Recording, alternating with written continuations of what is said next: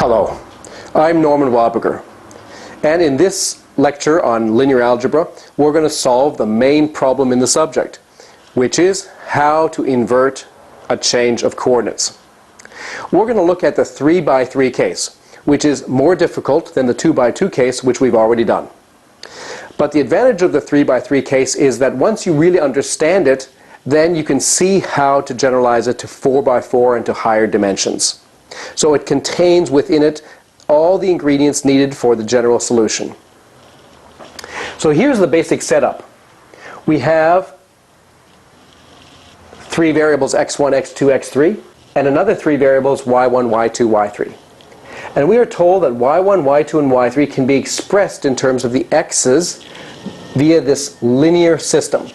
So y1 is a linear combination of x1, x2, x3, so is y2, so is y3. And our problem is to invert this. In other words, to solve for the x1, x2, and x3 variables in terms of the y1, y2, and y3 variables.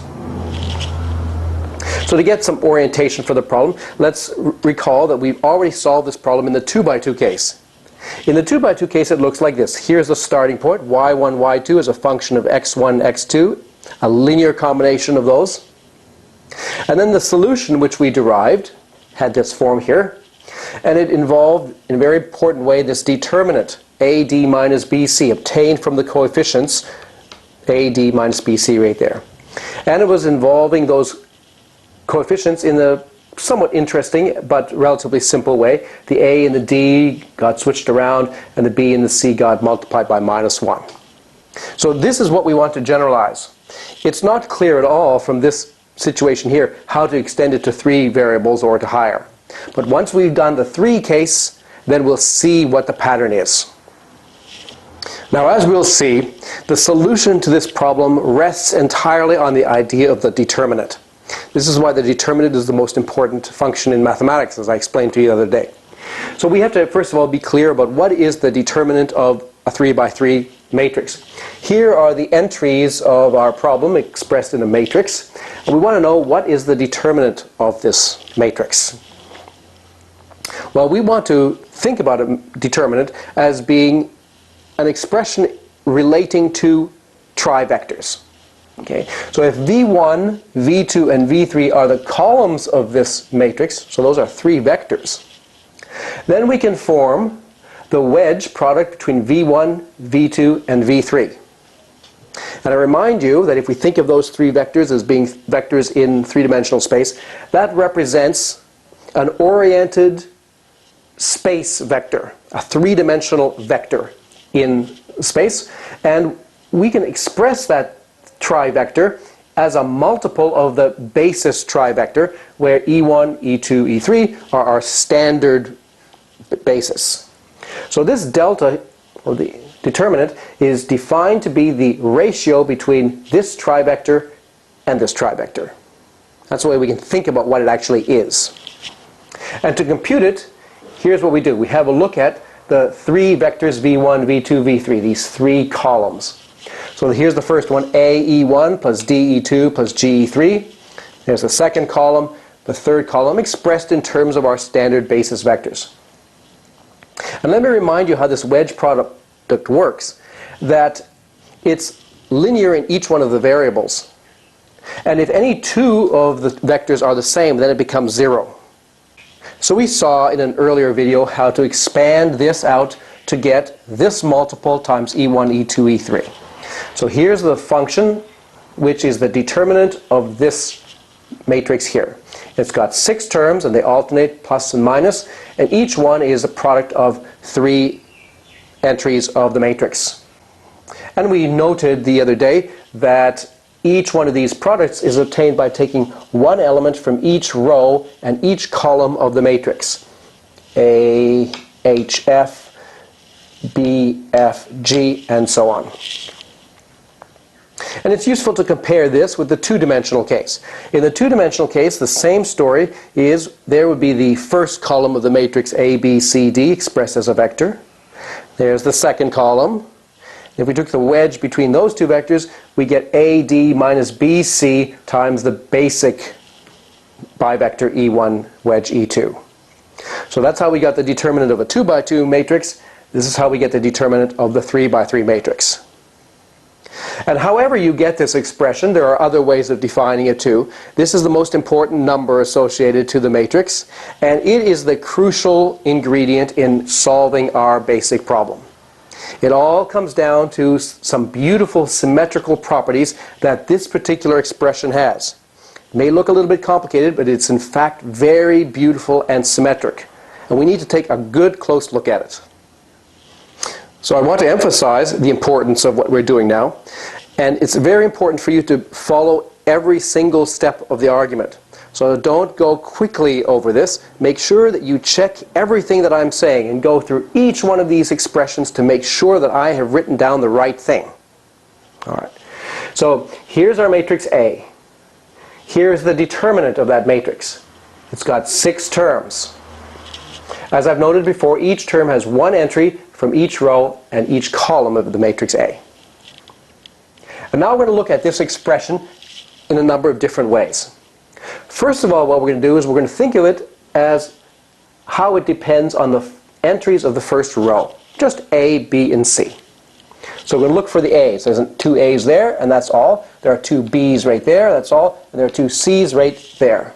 So we can factor it, A times this, and I'll put a minus B times this for reasons that will become clearer later, plus C times this. So I'm just expressing it as a function of A, B, and C. We see that A, B, and C first of all appear linearly, and that each of the things multiplying it are themselves like 2 by 2 determinants. What is this EI minus FH? Well, it's this E times this I minus FH. That's exactly the 2 by 2 determinant formed there. And what about DI minus FG? DI minus FG. Well, that's also a determinant. It's the determinant of the 2 by 2 matrix you would get by taking the matrix A and eliminating the row and column through B. All right. We took those things away, and then we only have the matrix DFGI, and there's its determinant. And what about the thing multiplying C here? Well, that's DH minus EG. That's the 2 by 2 determinant of that matrix. So that's quite pleasant. Is the first row special in this regard? No, it's not. It turns out that we can do the same thing for columns, and we don't need to choose the first row. We can also choose the second or the third. So these next 3 formulas are exactly the same kind of thing, but I'm going down the columns now. All right. So I'm going to take this same thing and I'm going to rewrite it by picking out A, D, and G components. Okay, so you can check that it's A times EI minus FH, and then when you take out the D's, which appear here and here, you get BI minus CH with the minus sign there, plus G times BF minus CE. So I'm concentrating on the entries of the first column. In this line here, I rewrite the same thing using the entries of this second column as primary. So B times something, E times something, H times something. And I also alternate minus plus minus for reasons that will become clear. And finally, this last row, it's C times something, F times something, I times something. And in each one of these 3 last equations, I want you to check that each one of these coefficients is a 2 by 2 determinant. And it's exactly the 2 by 2 determinant that you get by eliminating the row and column through the entry in front of it. So for example, this thing here, the F is right here. If we eliminate the row and column through F, we're left with the matrix A, B, G, H, and its determinant is A, H minus B, G. All right, so these 3 equations here, this bottom 3 that are in black, are going to be very important for us. We're going to use those to do our basic inversion problem. All right, so now we're going to solve our system. Here's the system repeated again. And I've labeled the 3 equations 1, 2, and 3. And up here I've written one of the expressions that I obtained for the determinant. The one involving A, D, and G, namely the first column of our matrix. Okay, we're going to be inspired by this formula. And what we're going to do is something exactly parallel to what we did in the 2 by 2 case. If you go back to our first video when we solved the 2 by 2 case, you'll see that we did exactly the same kind of thing. What we're going to do is we're going to take these 3 rows and we're going to take a combination of those 3 rows. And the particular combination that we're going to use is specially designed so that on the right hand side only x1 appears. The x2 terms and the x3 terms will drop out. So what we're going to do is we're going to multiply this first equation by the factor ei minus fh, which is exactly the factor appearing here. And we're going to multiply the second equation by the minus sign and bi minus ch, exactly the factor that's appearing here. And the third equation is going to be multiplied by bf minus ce, exactly this term. So we're going to do that. The left-hand side becomes ei minus fh times y1 minus bi minus ch times y2 plus bf minus ce times y3. And now what happens on the right-hand side is really cute. Okay. So what happens is the coefficient of x1, what does it become? Well, we're taking a times this minus d times this plus g times this. We've arranged it so that that's exactly delta. So the coefficient of x1 that appears is delta. So we get delta times x1. And I claim that's all that appears. There are no x2 terms and there are no x3 terms after we add them all up. In other words, if we take b times this minus e times this plus h times that, we get 0. The terms involving x2 and x3 add to 0. Now you could check that directly. You could just take b times this plus or minus e times this plus h times this and expand those 6 terms out and you'll see that they cancel in pairs and you get 0. But there's a conceptual reason why that's happening as well. It's because when we do that, when we replace a, d, and g by b, e, and h, what we're really doing is evaluating a different trivector. Instead of evaluating the trivector v1, wedge v2, wedge v3, we're replacing the v1 vector with v2. So we're replacing it and getting v2, wedge v2, wedge v3. But we know that whenever 2 vectors in a wedge are equal, the trivector is 0. So that coefficient has got to be 0. That number is going to be 0. In a similar way, when we look at the x3 term, so c times this minus f times this plus I times that, those things also combine to give 0. And the reason is either you can work it out directly, or what we're really doing is replacing the v1 with the v3. And so the trivector is v3, wedge v2, wedge v3. That has 0 area because there's duplication in the 2 vectors. Okay, that's a very important argument. Make sure, you may have to go over that a couple of times. Make sure you understand what I've just said. Okay? That this particular combination of these 3 basic equations yields a new equation with only x1 on the right hand side. And so basically this solves for us x1 because now it tells us that x1 is this expression divided by delta. So we can also see why the delta becomes in the denominator because it's just the coefficient of x1 here. So that was all to find x1. Now we can do exactly the same thing to find x2 and to find x3. So let's do that. So here are our 3 equations again. And this time we're using a different formula for delta. It's the second of those 3 that were in black on that other page. And now it's expressed in terms of b, e, and h, in terms of the coefficients of the second column of x2. So motivated by this identity, we're going to now multiply the first equation by minus di minus fg, in other words, that expression there. We're going to multiply the second equation by ai minus cj, and the third equation by minus AF minus CD. That will guarantee that the coefficient of x2 will be b times this with a minus sign plus e times this minus h times this by this identity that will be exactly delta. So on the right-hand side we're going to get delta times x2. On the left-hand side, well, we could get minus this times y1 plus this times y2 minus this times y3. And there are no coefficients of x1 and x3, either by direct computation, you just have a look to see what the coefficient of x1 is and it's 0, or again by the same argument that we're really then evaluating a trivector where there are going to be two v1 vectors involved.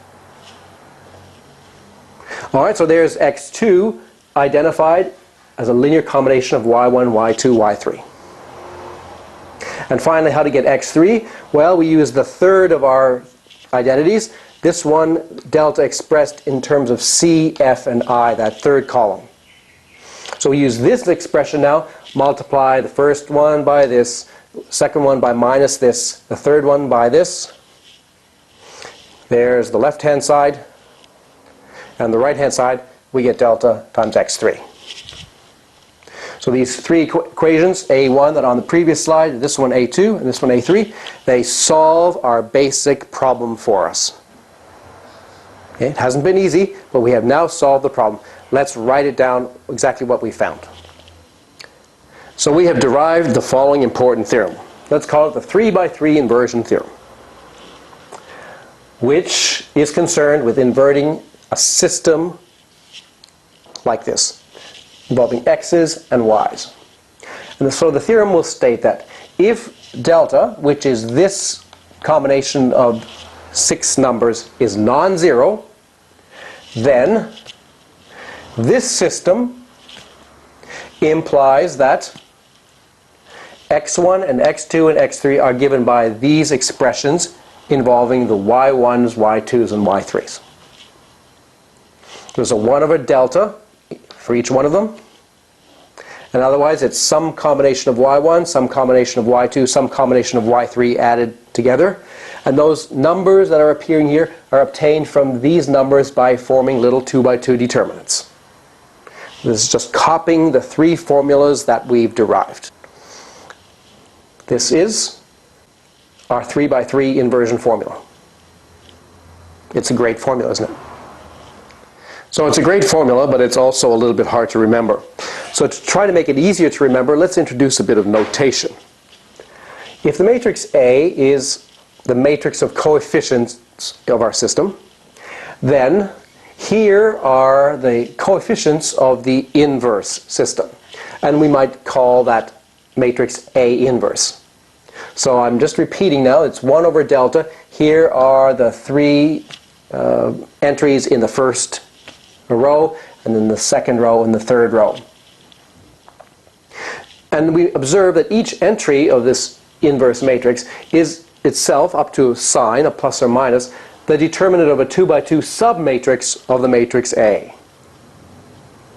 And I should maybe mention that this formula for the inverse of the 3×3 was, I think, first written down by Arthur Cayley in 1858, who was a very prolific English mathematician, who was also a lawyer. All right, let's introduce a bit of notation to make this a little bit easier and to be able to say how we're getting these entries. So let's say that the minor A sub ij of the matrix A is. So I'm thinking of I and j as being indices. Remember that one way of thinking about the matrix entries is telling which row and which column it's in. So the 1, 2 entry of the matrix is the one that's in the first row and second column. That's that one there. That's the 1, 2 entry. That's the 1, 3 entry. The 2, 1 entry. The 2, 2 entry. The 2, 3 entry, and so on. So for any one of those pairs of indices, we'll have a minor. The ij minor is the matrix obtained by removing row I and column j. So for example, the A12, A sub 1, 2 would be the submatrix that you get from this matrix by removing the element in the 1, 2 position, namely that one, and the row and column that contains it. So we would remove this row and this column, and that, what we left over, that's called the minor. So that would be the minor A12. So some more examples. The minor A11 obtained by removing the row and column through the 1-1 entry. So we remove that row, remove that column. We're just talking about this little 2x2 matrix, EFHI. And A sub 3-2, that's removing the row and column through the 3-2 entry. That's third row, second column. There's the entry H. So we have to remove that column and that row, leaving us with the matrix ACDF. Okay, so there are altogether 9 such minors, 1 for every entry of the matrix. And now let me remind you that we have a number of different notations for the determinant. We're sometimes using delta of a matrix, or just determinant of a matrix, or just 2 vertical bars. All of those mean determinant of a matrix. So now let's define the adjoint of the matrix A. Okay, so this is what's really appearing in the inverse formula. In fact, there's the inverse formula there. It's 1 over the determinant of A times the adjoint of A. Okay, so what's really happening with this adjoint is we are taking minors, and we're taking determinants of the minors. So we've got these determinants. And altogether, then, there's also some plus and minus signs, and they alternate. Plus, minus, plus, minus, plus, minus, plus, minus, plus. But there's one slight twist, that what appears here is not what you might think, which is the A12 minor. It's the A21 minor. Okay, what was the A21 minor? Well, the A21 minor, there's the A21 entry right there. So the A21 minor would be this matrix here, and its determinant would be BI minus CH. So if you look at the entry in our inverse matrix, the entry right there would be minus BI minus CH. So this is maybe a slightly more condensed way of writing the formula that we had for the inverse matrix. 1 over the determinant times this adjoint matrix, and the adjoint matrix itself is computed by finding a lot of 2x2 determinants, putting them in the right places, and adding alternating plus and minus signs. Alright, so let's have a look at some examples. Here's a matrix A, 3x3 matrix. Let's try to find its inverse. So the first thing we might do is calculate the determinant of the matrix. How do we do that? Well, we can memorize the formula, but it's perhaps easiest to use one of the secondary formulas that we derived in the proof of our main theorem. Namely, we can choose one of the rows or one of the columns and multiply each one of those entries by the determinant of the corresponding minor, with a plus and minus sign depending on where we are. In this case, it makes sense to choose this first column because it has a 0 in it, and so that term will be simpler because it's multiplying by 0. So how does that work? So we have to take 1 times this 2x2 determinant, and that's 28 minus 3, so 28 plus 3. And then we have to take minus 0 times this 2x2 determinant, but since it's 0, it doesn't matter what that determinant is. Plus 2 times this 2x2 determinant, which is minus 2 times 1, minus 3 times 4, minus 2, minus 12. So we work that out. That's 31 minus 28. That's 3. The determinant of this thing is 3. Now, to calculate the actual inverse. And I'd like to do this in some stages. So first I'm going to calculate for each of the entries the determinant of the corresponding minor. And I'm going to put that in the corresponding spot on the matrix. So let me illustrate what I mean by that. So I'm going to create a new matrix B whose ijth entry is the determinant of the ijth minor. Okay, so what would be the entry here? We have to look up here and we have to say, what's the determinant of the corresponding minor? Well, there's the corresponding minor, and its determinant, we've already seen it, is 28 minus 3, that's 31. So we put a 31 there. Let's go down. What's the corresponding determinant of the corresponding minor here? Well, we have to eliminate the column and the row through that entry. So we get that little 2 by 2 matrix there. And its determinant is minus 2 times 7 minus 3 times minus 3. We have to do a little bit of mental arithmetic here. So that's minus 14 plus 9. That's minus 5. And so we put that minus 5 right in the spot corresponding to that entry there. Okay, what about this entry here? Its corresponding minor is this 2 by 2 matrix here, whose determinant is minus 2 minus 12 is minus 14. And then we carry on. We're going to do 9 different 2 by 2 determinants, one for every minor of this matrix. So what's the corresponding determinant here? It's this matrix right here, 0 minus 2. This one here, that's that matrix consisting of the 4 corner entries, because we have to eliminate that. So 1 times 7 minus 3 times 2, that's 1. Minor corresponding to this one here is that matrix there, with 1, 1, 3, 0. Its determinant is 1 minus 0 is 1. And finally, going down to our last row, the minor here is this 2 by 2. Its determinant is 0 minus 8. This one is minus 3 plus 4. That's 1. And finally, this one here has this as its minor. 4 minus 0 is 4. So every minor has a determinant, and that determinant is sitting in the corresponding position there. Now that's the majority of work. Now we just had to do one more or two more things. To find the adjoint of the matrix A, what we have to do is we have to take, first of all, the transpose of this matrix. And that means that we have to exchange each position here with the corresponding position reflected in the diagonal. In other words, we have to interchange the rows and columns of this matrix. Okay? So instead of going down 31 minus 5 minus 14, we go across. Instead of going down here, we go across. Instead of going down here, we go across. But that's not the only thing we have to do. We also have to insert plus signs and minus signs according to the position. So which positions get minus signs? These ones here. The ones where the I and the J sum up to an odd number. So that's why there's a 5 here instead of a minus 5. That's why there's a 2 instead of a minus 2. Instead of having these 1s, we have 2 minus 1s. That's the adjoint. And so the inverse matrix is the adjoint divided by the determinant. The determinant is 3. There is the inverse matrix. And that is the main computation. That is really the critical, main workhorse, difficult thing that we have to do in linear algebra. Finding the inverse of a matrix. So it's a bit of work, but it's not overwhelming. But for 4 by 4 and 5 by 5, it's a different story. Then it gets much more complicated, and we're going to have to use different techniques, which we will develop later. But this theoretical structure that we've established so far works in general.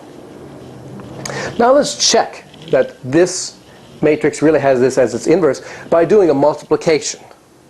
Now I haven't told you how to multiply 3 by 3 matrices, but I'm going to shortly. But you can probably guess how to do it, and let me just show you what to do. So here's the matrix A. And here's the matrix A inverse, where I've brought the 1/3 out in front so it doesn't bother us. I've repeated it there. How are we going to multiply these two matrices? Well, remember what we did for 2 by 2 matrices. We started with the first column. And what we did is we multiplied that first column first by the first row, and then the second row, and then the third row of this matrix on the left. We're going to do exactly the same. So, to get the first column of the result, we're going to take this first column on the right here. I'm going to multiply it first by this row, then by this row, then by this row. And when I say multiply, it means we're going to take this times this, plus this times this, plus this times this. So a sum of 3 products. What do we get? 31 minus 4 minus 8. A little bit of mental arithmetic. So 31 minus 4 minus 24 is, that's altogether minus 28, that's 3. The next entry, 0 plus 8 minus 8, that's 0. Next entry, 62 minus 6 minus 56, that's 0. All right, okay, so next column. To get the next column, we take the second column here and multiply it by this matrix. 5 minus 2 minus 3, that's 0. Next entry, 0 plus 4 minus 1, that's 3. 10 minus 3 minus 7, that's 0. And now the last column, we get that by taking this last column here and multiplying it by each of the rows. Minus 14 plus 2 plus 12, that's 0. Next, 0 minus 4 plus 4, that's 0. Minus 28 plus 3 plus 28 is plus 3. And when we divide everything by 1/3, we get the matrix with all zeros and ones along the diagonal. That's the identity matrix in the 3x3 case. So that computation verifies, checks, that we really have got the matrix that when you multiply it by A, you get the identity. And if you like, you can check the other multiplication too. That if you do these in the opposite order, you're still going to get the identity matrix. So let's have a look at a nice example where we have y1 is x2 plus x3, y2 is x1 plus x3, and y3 is x1 plus x2. Okay, so this is easy enough that you could say, well, let's just use high school algebra to solve for the x's in terms of the y's. And you can do that very easily. Call the equations 1, 2, and 3. And then here I've taken the difference between equation 1 and 2. So y1 minus y2 equals x2 minus x1, and the x3's drop out. Now it's relatively simple to calculate x1 and x2 from these, because if we add these two equations, we get 2x2 on this side, and on this side we get y1 minus y2 plus y3. So we divide by 2 and we get this. If we take the difference, we take this equation minus this equation, then we get y3 minus y1 plus y2 there equals this minus this is 2x1. The x2's drop out. And so x1 is 1/2 of this. And once we have x1 and x2, we can find x3 by going back to one of the original equations. Say this one here. We take this equation. We know x2, it's equal to this. And so we just bring that x2 to the other side with a minus x2. So if you take y1 minus this and look at what it is, then you get this. That's x3. So let's solve the problem using high school arithmetic, and that's fine. But it's not as efficient and not as conceptual as what we're doing here. With matrices, we would set up the matrix A first. It's a relatively simple, pleasant little matrix. It's a symmetric matrix. It's the same if you reflect it along the diagonal. You calculate the determinant. It's 0 times this 2 by 2 determinant, well that's 0, minus 1 times this 2 by 2 determinant, which is 0 minus 1. So minus 1 times minus 1, that's plus 1 from this term. And then plus 1 times this 2 by 2 determinant, which is 1. So 1 plus times 1. So altogether, the determinant is 2. And then we form the adjoint. Okay, and this involves a number of steps. I sort of combine them here. First, what you have to do is you have to find the determinant of each minor. Okay, so it's probably good to do that separately in the corresponding position. And then you take the transpose, you flip the rows and columns. In this case, it's not going to make any difference because this is a symmetric matrix. And then after that, you multiply these sort of odd positions by minus 1s. Odd position meaning that the row plus the column number is odd. So that's the adjoint, and then the inverse is 1/2 times that adjoint. And we see that this is the same as this because this first line here corresponds to this one, second line to this one, and third line to this one. So now let's have a look at the matrix operations for 3x3 matrices. These are completely analogous to the 2 by 2 ones that we've already studied. So here's a 3 by 3 matrix times a column vector. That's the first thing that we defined. And it's defined in exactly the same way. The result is another column vector, and the entries, there are 3 of them, are obtained by multiplying this column by each row of the matrix. A times x plus b times y plus c times z. Then d times x plus e times y plus f times z. And then g times x plus h times y plus I times z. And our notation is this is a matrix A, that's a vector v, that's another vector, say v prime. A times v equals v prime. And now we're going to introduce the product of 2 matrices, which essentially uses this inside it. Okay, it's a little bit complicated because they're bigger matrices. So here's the matrix A. And this time I'm not going to use A, B, C, and so on. I'm going to use the indices notation. A11, A12, A13, A21, and so on. And here's another matrix, B, with exactly the same index notation. Here is how we define the product of A times B. And I want you to think about it in terms of columns. So to obtain the first column, which is this, this, and this, what we do is we multiply the matrix A by this first column in exactly this way. So this first column is just the matrix A times this first column. So this times this, plus this times this, plus this times this, the first entry, then this times this, plus this times this, plus this times this, that's the second entry, and then this times this, plus this times this, plus this times this, it's the third entry. The second column is obtained by taking the second column here and multiplying it by the 3 rows. Dot, dot, dot, dot, dot, dot, dot, dot, dot. There, there, and there. And the third column over here is obtained by taking the third column of the B matrix and multiplying it by the matrix A. This product plus this product plus this product, that's the first one, and then this, this, this, second one, this, this, this, third one. Now there's another way, perhaps, that's also useful to think about what's happening here. Suppose we're interested in, say, this entry here, which is the entry in the second row and the third column. Second row, third column. Then this entry here is obtained by only using the second row of the matrix A and the third column of the matrix B. And it's just this row times this column, by which I mean this times this, plus this times this, plus this times this. And that holds for any entry. The entry in the ith row and jth column is just the product of the ith row of this times the jth column of that. Now that particular definition of multiplication of matrices ensures this fundamental rule, that if we start with the vector v and we multiply by the matrix A and then we multiply by the matrix B, then that's the same as multiplying by the matrix B times A.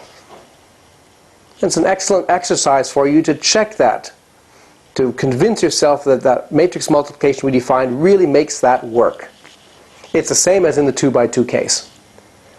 In fact, when we look at the laws for matrix multiplication, scalar multiplication, and addition, everything is very much like in the 1 by 1 and 2 by 2 cases. Scalar multiplication and addition are component-wise. We do them one slot at a time. And then the various laws that I wrote down in the previous video for the 1 by 1 and 2 by 2 arithmetic for matrices are exactly holding here. The inverse law works because we have demonstrated the theorem, the inversion theorem. Namely, that if the 3 by 3 matrix has non-zero determinant, we've exhibited the inverse matrix. We have actually found it and said, here it is. Okay? And also worth mentioning that the 3 by 3 zero matrix is of course this one here, but the 3 by 3 identity matrix is this one with 1s along the diagonal and 0s off the diagonal. And the matrix A inverse that we found in this theorem has the property that A times A inverse equals A inverse A equals the identity. And this A inverse exists only if the determinant is not equal to 0. The terminology for that is that A is invertible. So A invertible means that its determinant is not 0. You can find an inverse matrix for it. If the determinant is 0, then the matrix is not invertible. You will not be able to find an inverse matrix. There is no matrix that satisfies this property. All right, here is a very useful proposition when dealing with inverses of matrices. It says that if A and B are invertible matrices, we're restricting ourselves to the 3×3 case here, but the argument in fact is quite general and works for higher dimensions too, and also for the 2×2 case. Then so is the product AB. So the product of two invertible matrices is also invertible. And furthermore, the inverse of the product is the product of the inverses, but with a little bit of a twist. The B inverse has to come first, and then the A inverse. And here's the proof. Suppose you take the matrix AB, and you multiply it by the matrix B inverse A inverse. We're assuming A and B are invertible, so these matrices really do exist. Alright, so we have these four matrices multiplying together. The associative law holds for matrix multiplication. It's a non-trivial fact. Okay? But it holds, and it means we can dispense with the brackets. Or to put it another way, we can bracket in a different way. We can combine the B and the B inverse inside here first. We're not allowed to change the order of the matrices because that changes things. But the order of the bracketing that we do, we are allowed to change. If we multiply B times B inverse, then we get the identity matrix. And then the identity matrix times either one of these is just itself. So we just get A times A inverse. And that also is the identity matrix. So we see that this AB times this matrix is the identity. And now we do the same thing in the reverse order. This one here first and then here. The argument's exactly the same. We still get the identity. And that tells us that this matrix here has this matrix as its inverse. We can find a matrix which multiplies AB to get the identity in either direction, and that's this one here, telling us that AB is invertible and giving us this formula for the inverse. Well, we've done a lot today. Well done for following.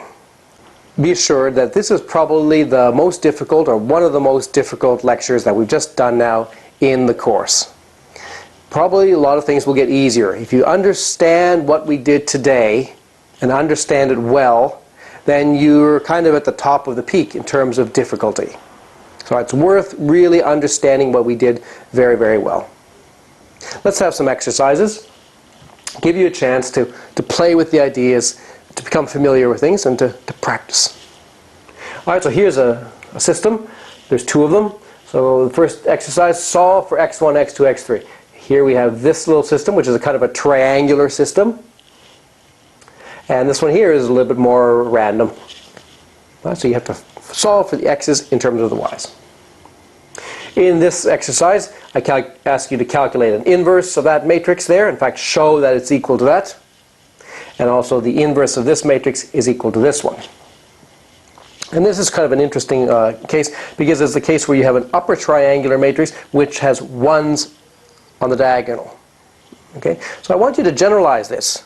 Suppose I put different numbers here. Instead of -3, 4, 5, I put some other numbers. Could you predict what the inverse matrix is going to look like?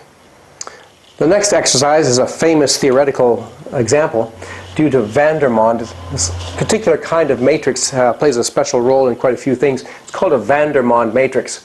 So it's a matrix whose entries are a squared a in 1, b squared b in 1, and c squared c in 1. And a and b and c are just some arbitrary numbers. Or you can think of them as variables if you like. And I ask you to find the determinant of A, and to in fact prove that the determinant of A is this product of three differences: A minus B, B minus C, and A minus C. And also find the adjoint of this matrix A. Exercise 8.4, let's define this particular matrix R, let's say. It's 1/3, 2, 1, 2, minus 2, 2, 1, minus 1, minus 2, 2. And to give you some practice doing matrix arithmetic, or matrix multiplication, find r squared, r cubed, r to the 4th, r to the 5th, and r to the 6th. And one of these is the inverse of r, and you have to tell me which one it is. So we've been working today with 3 by 3 matrices in a rather algebraic way, and some of the formulas were pretty big. To really harness the full power of what we've done, we need to be able to apply it to three-dimensional geometry. Now that, unfortunately, is a subject which many students do not have a very good intuition and experience with. So we're going to have to remedy that a little bit. We're going to talk about three-dimensional geometry next time, to get you used to thinking about that as a viable framework for asking questions and solving problems. So I hope you'll join me for that. I'm Wildberger. Thanks for listening.